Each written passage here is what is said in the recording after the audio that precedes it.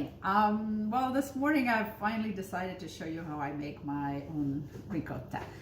This is a class that I've been teaching for the past 15 years. It's probably one of my most popular cooking class.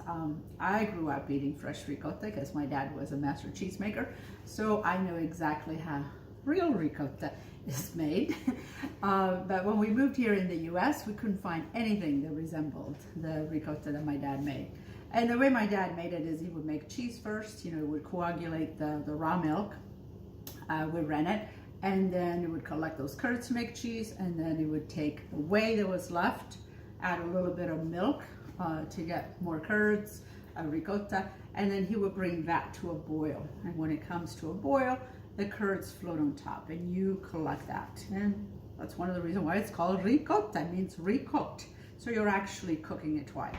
So when we moved here, as I said, we couldn't find anything that was to us edible. And so we wanted to try to reproduce what we were used to it. The same texture, the same creaminess that we had. Of course, we didn't have goat's milk or sheep's milk. So we tried it with regular milk, cow's milk right off the shelf. And we used rennet, and my mom came up with this technique of boiling the milk and then cooling it down, and then adding the rennet to it.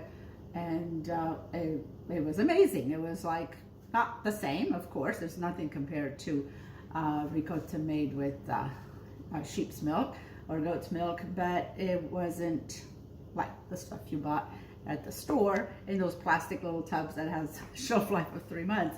But it wasn't as creamy as what we were used to. So I kept on thinking about it. It's like, what's different?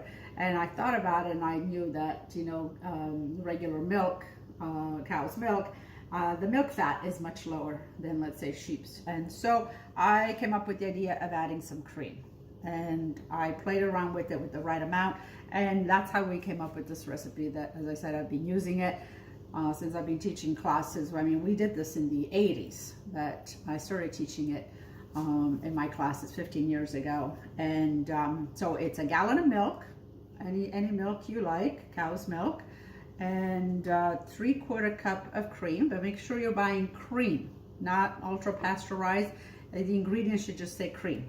And what we're gonna do is bring this to a boil.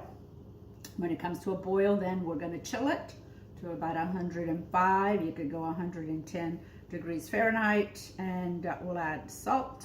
Okay, there's 2 teaspoons of salt, and then once it's chilled, we'll add the rennet. And this is the rennet that I use. It's vegetable rennet. You can also use animal rennet, but I use vegetable rennet, so all my students that are vegetarians can also enjoy the ricotta. So I know a lot of you are going to say, what's rennet? But rennet is basically has the enzyme, the chymosin, which coagulates the milk.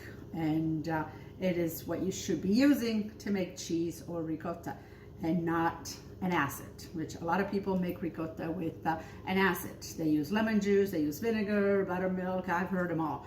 It just doesn't come out the same. And there's science behind it, but I could explain, but this will take too long to explain. But the curds will not come out the same.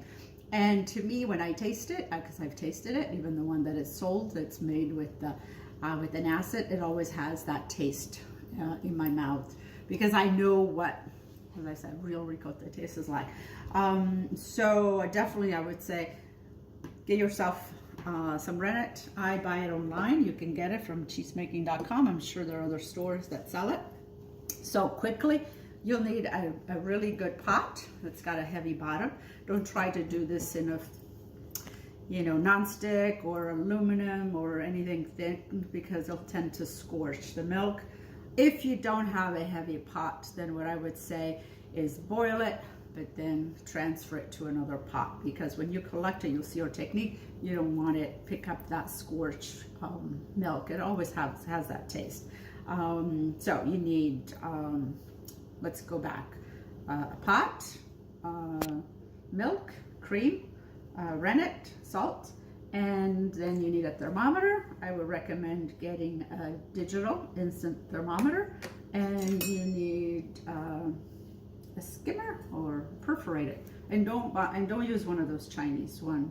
It doesn't work. Okay, it doesn't have to have this pattern, but something that has holes in it, and you'll see why. And then you need to get yourself some baskets. But if you don't have any ricotta basket, you could also just put, use a colander with some cheesecloth, and that will also do. This is, I still have it with me. It's where my dad would actually put the ricotta and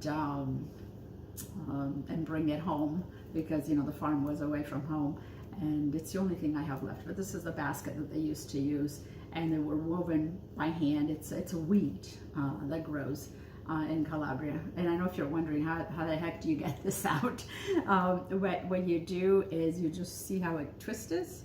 You just twist and pull, and then you end up with a nice lock.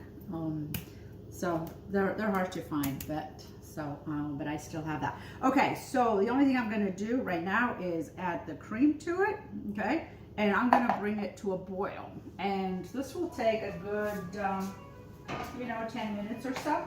But the only thing I want to mention here is be careful, don't leave it, because you know what happens with milk. It overboils and it'll make a big mess.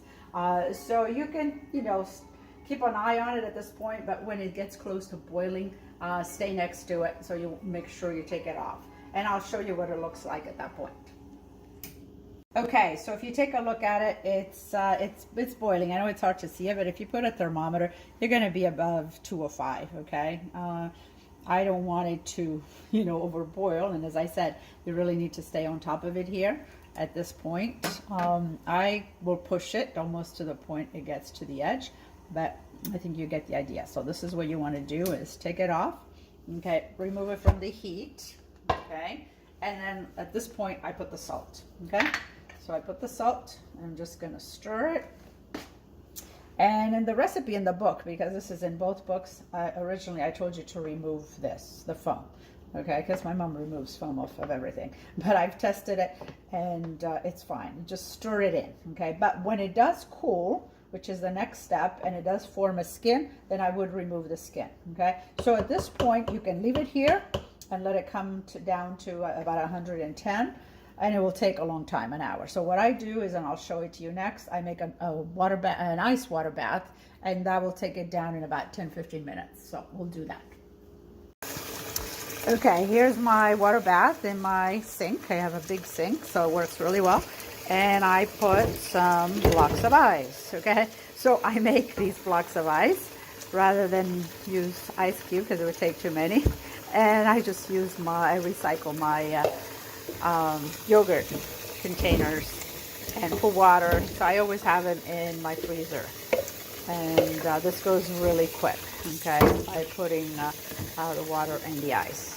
Okay, so I'm just going to leave it here until it reaches the temperature of about 110. Okay, so it's been 9 minutes, okay, so you can see how quickly it chilled.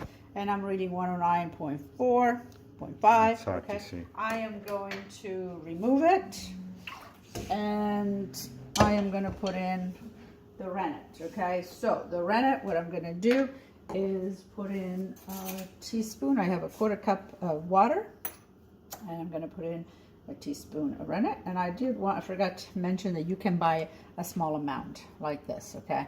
I use a lot, so of course I have that big bottle.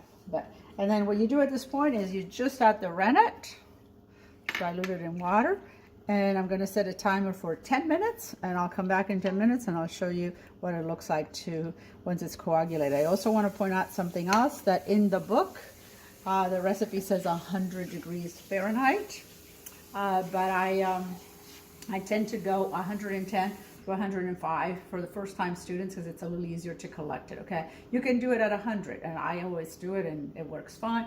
But it's a little challenging. You'll see the technique. And if you stay around 105 to 110, it's a little easier for you to collect the curds. Okay, so it's been 10 minutes, okay? I want you to look at it. Don't look at me in the camera. Look at this. I want you to see what it looks like, okay? So it's like a jello-like, see, like a yogurt, you could say. So at this point, what you need to do is stir it all the way until it becomes back to liquid. Okay, and then I'm going to show you the technique that we use to collect the curds. Okay, so this is where your perforated comes in. And you do this, go around slowly, do a couple of turns, and you'll start seeing the curds will start separating. You see them? You see that? And I think what we'll do is this takes a few minutes. You need to have the patience. I won't talk, so we'll speed it up, and I won't sound blah, blah, blah, blah, blah, blah, blah. I'm trying to keep these videos under 10 minutes if I can, but I think you can see it at this point. You see that? How you can see the curds, the way it's coming through, okay? So I am going to finish this, and then I'll show you how we collect these fluffy, amazing curds.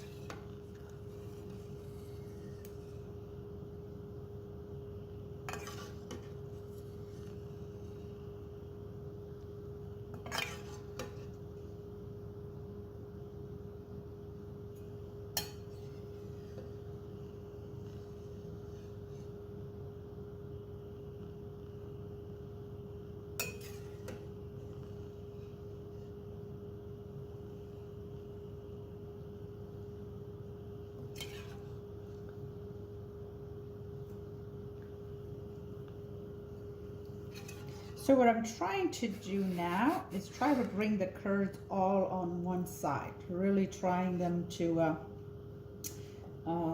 create, you know, like one large clump, you could say, one large mass, rather than leave them floating all over, okay? Now I know it's difficult the very first time, and I do want to tell you, if you get to this point and you sort of go, I don't know what to do, I've got these things floating all around, you could leave it like this, let it settle, and then drain it. It still works, okay? Okay, so I am done, and I know it's hard to see, but the curds are pretty much all in one, see? And I'm going to drain it. And I know you're thinking, oh, you're losing a tiny little bit, but believe me, it's only like a tablespoon, if that, okay? Let's see if I can do this carefully. Okay. And as I said, if you want it at this point, if you want to collect that last tablespoon, you could drain this over a cheesecloth on top of a colander, but it's very little. But I just want you to see the curds. You see how a nice large mass. I'm going to finish draining it, and then I'll show you how to put it in the basket. As you can see, I've drained most of the way, and this is the best time to taste it because it's almost like a custard. I want you to see it. I don't know if you can see the curds, okay? Amazing. It's just like my dad. As I said, it's not, actually, I'm going to use the spoon. It's creamy, so just fluffy. Of course, it doesn't have the taste of sheep's milk, but I can't buy anything like this here. So I'm just going to put it in the basket, and then it's going to drain. And I'll show it to you when I'm all done, and you'll see a gallon of milk will make 2 of these baskets, which are about £1 each. So this is how you do it, and just keep on filling it up. You can cut.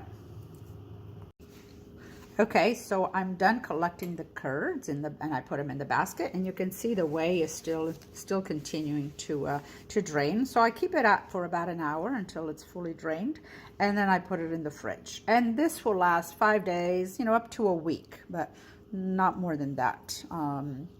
And if it lasts that long, I use ricotta from breakfast from appetizer to dessert. So I'll try to show you as many recipes as I can.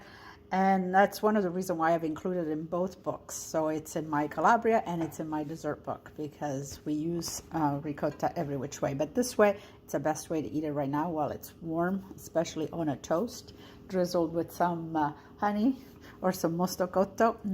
It's amazing. So I hope you give it a try and make it and use our technique. And here it is after 1 hour. Okay, it's been sitting in the basket. See, there's still whey, but I just wanted to show you how it molds beautifully, and you could even slice it at this point.